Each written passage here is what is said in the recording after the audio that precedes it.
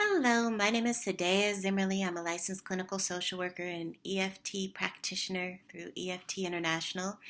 And I wanted to just share with you an introduction to how to use EFT for pain. The technique is called chasing the pain. And EFT has shown remarkable results with pain relief in scientific studies, averaging 68% reduction in 20 minutes. That's on average. Doesn't mean it helps everyone with everything all the time. And in fact, as they say, you don't want to do EFT for pain that you want when you want the pain to stick around for diagnostic purposes. There's a story about a woman who went to an EFT coach for help with pain, and she wanted her to help her with some pain in her hip. And the EFT coach helped her with the pain in her hip, and the pain went away. And she went home, went to bed, woke up the next morning, hip was all swollen. Turned out her hip was broken. So she should have just gone to the doctor. But so if you already know, however, what the pain is there for, it's a chronic condition, it's already been diagnosed, or it's just a regular normal kind of headache or arthritis or whatever, then it's wonderful to use EFT for symptomatic relief. Symptomatic relief, kind of the way you would use taking an over-the-counter pain medication. It's not actually necessarily curing the root cause of the pain, but it might really help. You feel a whole lot better.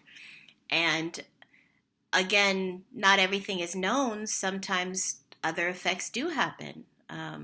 Certainly improving the relaxation response and being in your parasympathetic nervous system and having all the energy and blood and juice of your body in rest and digest and focused on your well-being instead of being stressed out can definitely aid healing in general from a lot of different things, but we're not making any claims here for what necessarily can be accomplished aside from reducing pain.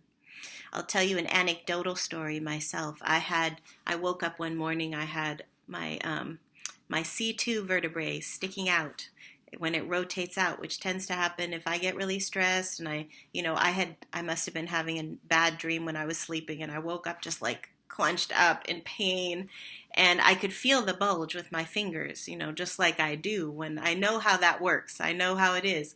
Normally that would take me 2 to 3 days to work that sucker back in. I'd be doing relaxercise, I'd be using a massage, Theracane, pressure points, I'd be doing upper body exercises to try and have the muscles pull everything back into alignment. I'd be working it, and it would take me, again, a couple of days. But in this case, I did EFT in bed for the pain, and the pain was gone. After a couple rounds, the pain was gone. But the funny thing was also, not only was the pain gone, the bulge was gone. It had I was like, what? It just got sucked back in. So we don't make claims, but you also just anecdotally, you get to find out from your own experience how things work and what happens for your body.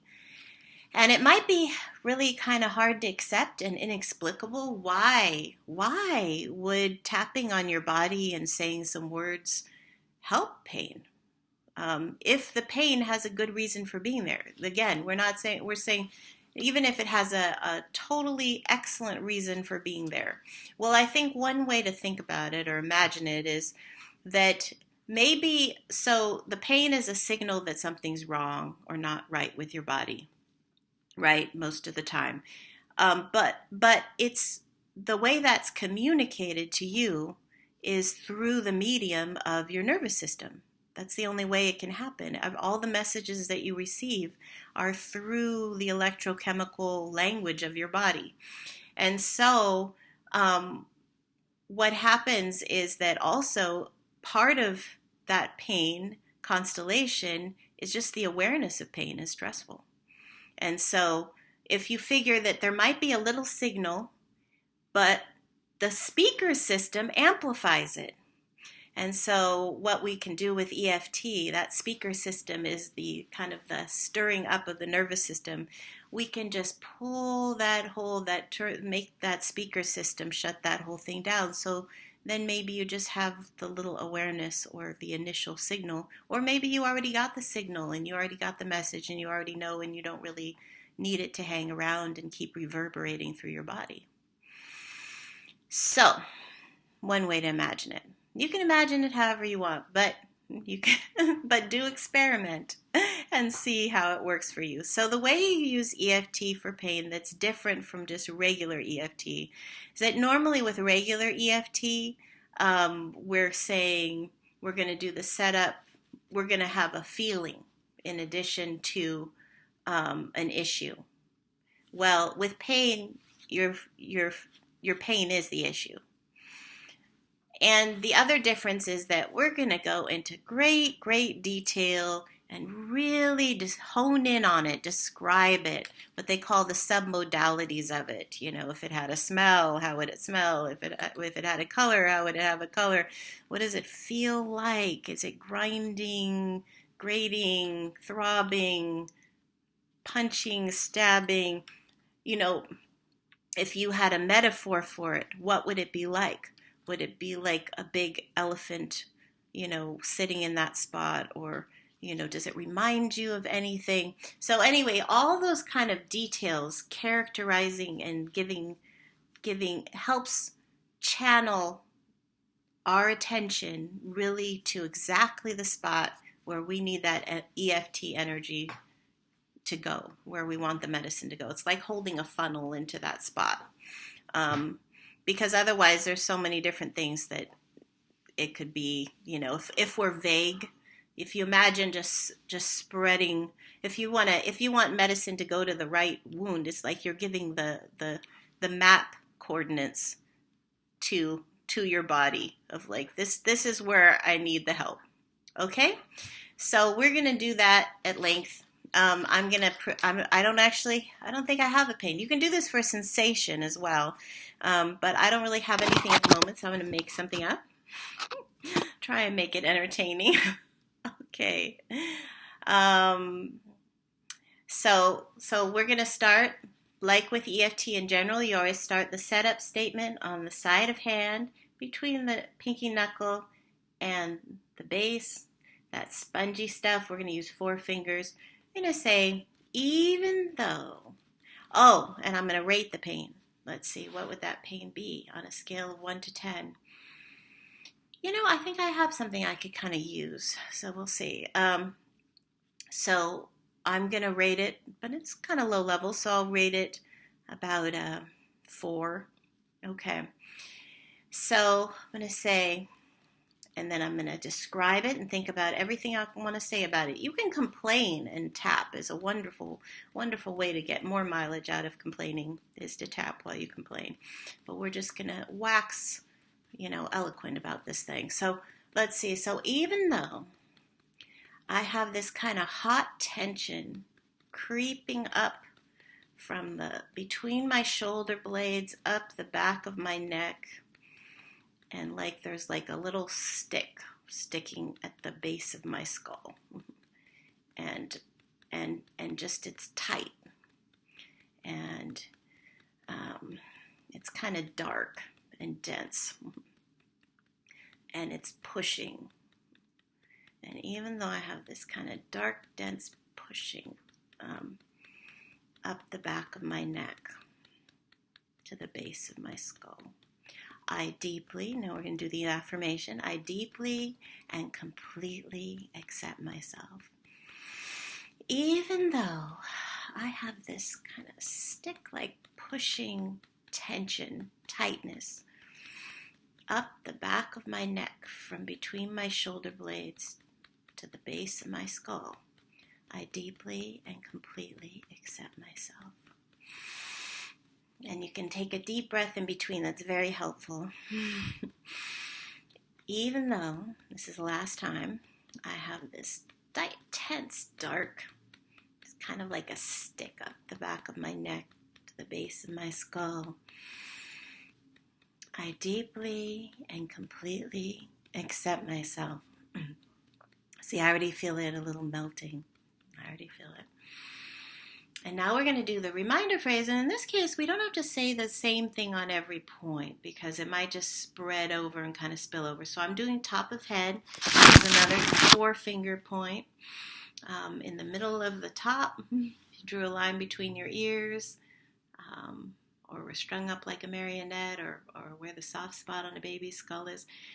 So I'm just tapping there and I'm thinking about it. And you don't even have to say the words if you really can tune into it and picture it. You might be a visual person, that's better to picture it. As long as you're really tuned into what that feels like. And for me, it's already loosening up. My neck is looser. But I'm going to keep going for the sake of example. So it's like this tight, dark stick up the back of my neck to the base of my skull. This discomforting tension, dark, tight stick up the back of my neck to the base of my skull. Now I'm on the eyebrow point. That's the in between the hairs and the very top of your nose. There's a little niche in the bone there. Deep breath whenever you switch, and to the side of eye, right on the bone on the side. This like a stick up the back of my neck, like a dark tension, tightness. And under the eye, you might take off your glasses if you have glasses. I just love my glasses, so I'm leaving them on. This is straight below the pupil. And we're going the dark stick straight up the back of my neck to the base of my skull. And under the nose. Dark stick up the back of my neck to the base of my skull. And chin point, that's in the little dimple between your lips and chin. Discomforting tension in the back of my neck, like a stick up the back of my neck to the base of my skull.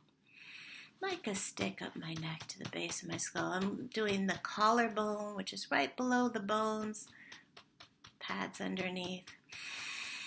And then underarm point, it's about 4 inches below your armpit, or where a bra band would be if you had one, or the stick up the back of my neck, like a tight, dark tension up the back of my neck. And then a deep breath and tune in and see how it feels now. Might take a moment to see what you feel, think, or notice. Sometimes a physical feeling is actually also trying to tell us something else too. And so be open to what else might come, what your body might be trying to tell you. Might tell you simply something about self-care, like how you've been sitting, or it might be something deeper than that. So mine is that feeling is completely gone. And it's funny, I didn't even really know it was there until I started making this video and took a moment to tune in and see how things really felt in my body, because we're so often a bit out of touch, right? And so just mindful awareness can be tremendously healing in and of itself. But you add that tapping on top, and it's quite a gift. So it's gone. So if it wasn't gone, sometimes what'll happen is after you've tapped one round or two on a particular pain, sometimes that pain will go away or it'll morph and change. And so then you would update your description and you change how you were describing it. Sometimes it might even move around. You know, you might have started with something in your neck like me, and it might then be in your back or your lower shoulder or even in a leg. Your nervous system tends to pay attention to the thing that screams the loudest and is at the top. And as you relieve that layer, there might be other things underneath or also need to be tended to. And that's why we call it chasing the pain, because then you're going to keep following it and tracking it. Describe the new thing, focus on that. Send the medicine that way, and then keep going until you feel good, ideally. Or until you just don't want to do it anymore. That's legit also. So hopefully that has been helpful to you, and yeah. Wish you well.